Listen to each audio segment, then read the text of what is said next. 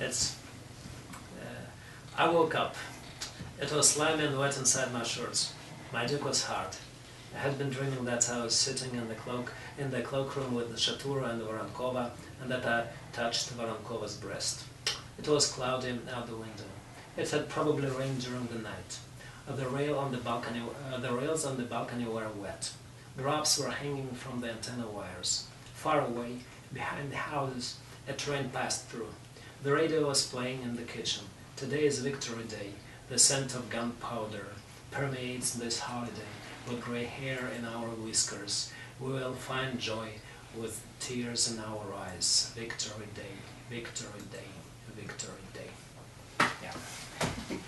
That probably gives you a general idea of what this book is like.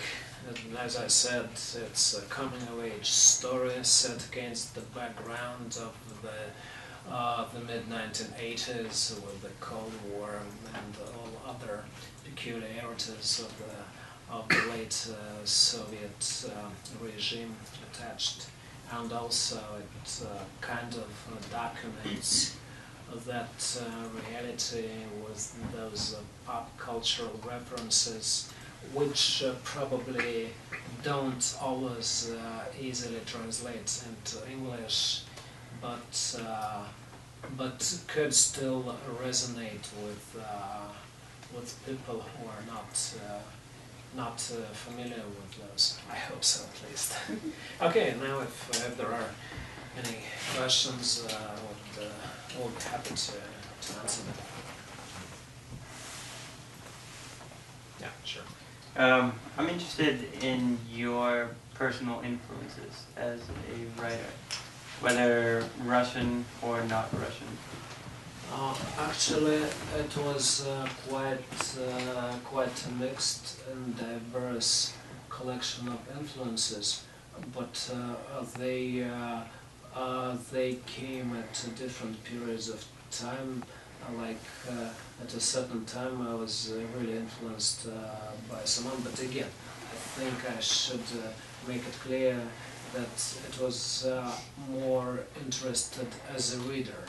Because it is, I don't really think some of them are really influenced the way I write. Like when I was still in secondary school, I liked a lot foreign writers like Maria Remarque, a German author, or for instance Albert Camus, a French author.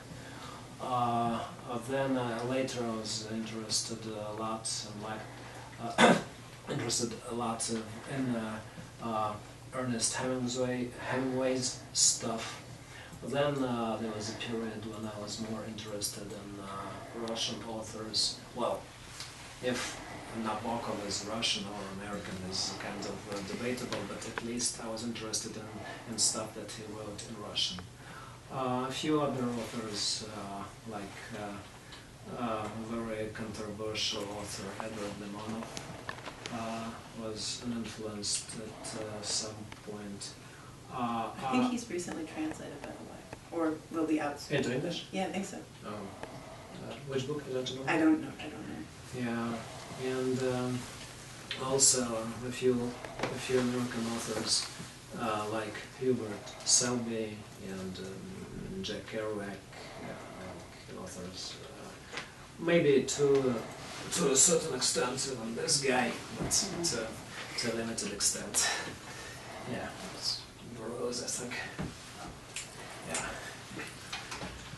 So it's again, it's kind of difficult to trace influences. My idea, which isn't actually mine, of course, it's quite obvious that if you write something, you basically draw influences from you could technically draw influences from just about anything that happened, that you experience, from books you read, from music you listen to, from films you watch, from things that happen to you in your day-to-day life. And it's, I don't know, I've never had really, I've never had time or desire to really dissect my stuff and figure out what exactly was influenced by what. Although, as I said, as a reader, at certain points of time I really enjoyed those authors. Do you have film influences, do you think? Because a lot of this strikes me as cinema. Oh, film influences. Oh, that's quite a lot. Yeah. Quite a lot of influences. Like if we